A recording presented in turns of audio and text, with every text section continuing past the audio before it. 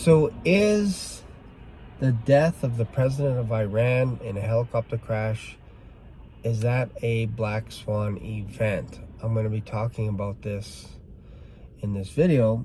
And if you're interested in this topic, feel free to stick around for a few minutes. Feel free to subscribe, click on the thumbs up. And without any further ado, we're going to get started. So, a couple days ago, the president of Iran got into an accident, and it was reported that it was a hard landing.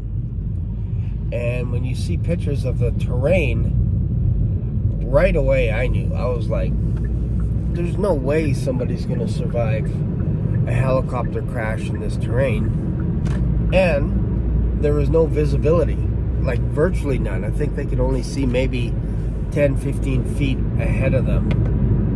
So it reminded me a lot of, I think it was January 26, 29, when Kobe Bryant passed away in a helicopter as well. That was a tragedy. So the first thing that came to my mind is, one, yeah, I'm pretty sure he's dead. The second thing that came to my mind is Iran going to spin this to say that, when I say Iran, I'm talking about the government. Or are they going to spin this and say it was an assassination attempt by Israel? Those are kind of the first two things that popped into my head. And coincidentally, the ICC, or the International Criminal Courts, if you will, with Imran Khan, issued an arrest warrant for not only the Hamas leader, but also the Prime Minister of Israel. And I thought that's kind of a bizarro move to do that. And I know he's been trying to do that for the past year. I think he started doing this kind of thing last year. But it didn't get any attraction. It got zero attraction. So after this helicopter crash, it seems like all of a sudden the news got brought to the surface that there was an arrest warrant for not only the Hamas leader, but also the Prime Minister of Israel. And I thought that's kind of a coincidence that for the past year we never heard anything about these arrest warrants, and all of a sudden it surfaces again. As my understanding, it was issued last year in the summer or something like that. Maybe it was after October, not sure. I'm pretty sure maybe that was Putin. Could have been Putin. There's also an arrest warrant out for Putin, if you can believe that. So the question is, how are you going to ever enforce, and let's just say it was legal on every level, what you're proposing to arrest these leaders? How would you ever do it? How would you ever do it? And it kind of sounded like they would have to present it before a judge, and then they would have to show all the evidence and all this kind of stuff. And it's like, they're basing their evidence right now, if we could flip back to Israel, that they said that basically they're going to retaliate with whatever force that they're attacked. And I mentioned this in another video about the Samson option, that if Israel gets backed into a corner, they will use whatever force necessary in order to protect their country, their nation. And I think most people with a brain would see that that's reasonable. That if you're going to be attacked, you're going to retaliate. You're going to defend yourself. Nobody argues with that. So there's no conversation being had about 2,000 rockets plus being launched to Israel. I thought maybe that would have been time for Khan to issue an arrest warrant to Hamas leaders the second those rockets went into the border of Israel. But no, nothing. No arrest warrants summoned then. So then Israel waits, they meet with their board and everything, all their leaders, and then they announce that they're going to go into Gaza and remove the Hamas leaders, and if anyone interferes, they'll be in trouble as well. And everybody understood that they weren't attacking civilians, they were going after these people that were launching rockets into Israel. And they even warned them, they gave people time, they said, get out of Dodge, get out, move. So if that is genocide, if that is extermination, you have to put a definition, because that doesn't fit with what Israel gave ample warnings, flyers, pamphlets, messages on the media. Get out. If you're a civilian, move. Get out of there, because we're going to attack. We're rolling in. And it took at least a couple of weeks for Israel to get mobilized to start sending tanks in. And now ICC's complaint is that they didn't provide enough water for the injured and bandages and all this kind of stuff. And it's like, you're coming after Israel for retaliating, and you're saying they didn't provide enough water, and your complaint is they turn off the electricity to the Hamas leaders in certain regions.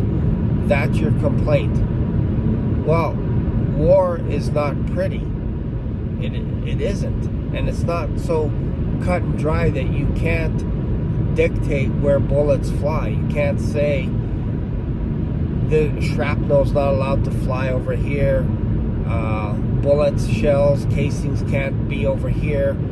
If a building gets blown up, that the water isn't allowed to turn off here, or electricity is not allowed. Like, they're dictating the rules of war when there are already rules of war, and how you treat prisoners and all that kind of stuff. So it's actually very confusing as to what ICC is up to. And I know this guy Imram has had meetings with Klaus Schwab. I know that. So the timing of this is kind of weird when you think about it, because I've always mentioned in my videos that Klaus Schwab is up to no good, and anybody that denies that is crazy. It's crazy. So now you have this guy, Khan, I'll just call him. It's kind of a con if you think about it. It makes no sense, because you have to have evidence of a genocide. You have to have evidence of an extinction. Meanwhile, Palestinian leaders could say things like, from sea to sea, we want Israel extinct. No warrants for their arrest for anybody that says anything like that. It's kind of weird. And I don't see warrants being handed out to people in, let's say, governments, if you will, that are doing illegal activity in Congo. And we know who those people are. When they're allowing children to mine red cobalt, and then they can wash it through companies that are from China, no arrest warrants seem to ever go towards China. Period. Like, there was lots of atrocities during the pandemic.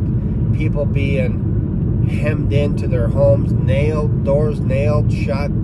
Atrocities of how people are treated in China. But I noticed that there wasn't any arrest warrants for the Chinese leaders. Zero. So it's kind of interesting that you're kind of picking on Israel right now, and the timing of it is weird. It should bring a red flag to most people that, hey, why are you bringing this up now?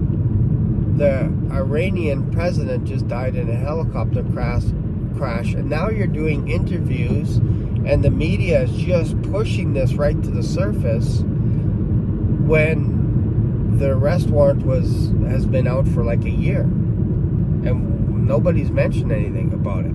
So I think this is just a a ruse, if you will, where they're just trying to distract people in the wrong direction. They're going after the wrong people now. I'm not saying they shouldn't go after the Hamas leaders, but it's kind of weird to put Israel in the same compartment as terrorists.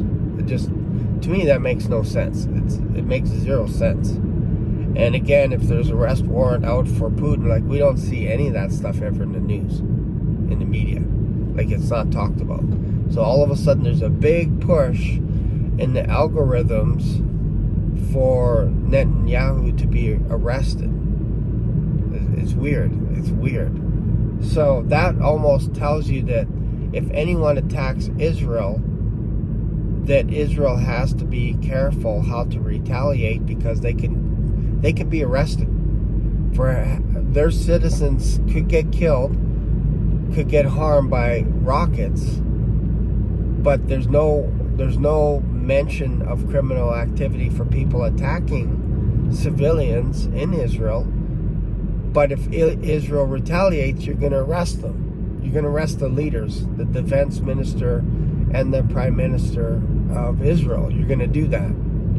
Weird. Seems kind of weird. Something weird is happening right now. So what do you think? Do you think ICC has any teeth? Do you think this is just rhetoric? This is just talk? They're just trying to distract?